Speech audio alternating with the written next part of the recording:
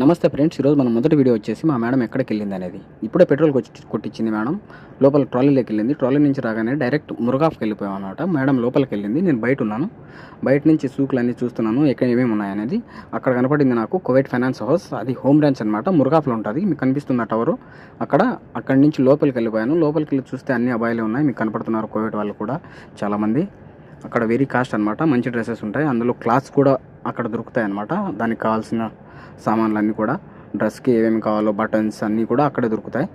అక్కడే తీసుకుంటారు, అక్కడే టైలర్ షాప్లో ఇస్తారన్నమాట. మంచిగా కుట్టించుకుంటుంటారు.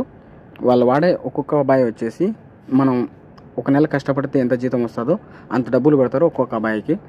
కానీ మన వాళ్ళు అయితే కొనలేరని నేను అనుకుంటున్నాను.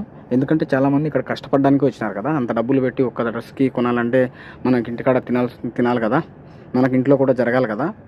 అందుచేత చెప్తున్నా, మన వాళ్ళు కూడా వాడేవాళ్ళు ఉన్నారు చాలామంది. కానీ చెప్పాలనిపించింది చెప్తున్నాను. అక్కడ నుంచి బయటకు వచ్చాను. బయటకు వచ్చిన తర్వాత అది మెయిన్ ఎంట్రన్స్ అనమాట, అదే రోడ్డు. దాని సూక్ వచ్చేసి కేపీటీసీ బస్ స్టాండ్ ఆపోజిట్లో ఉంటుంది మురుగాఫ్లో.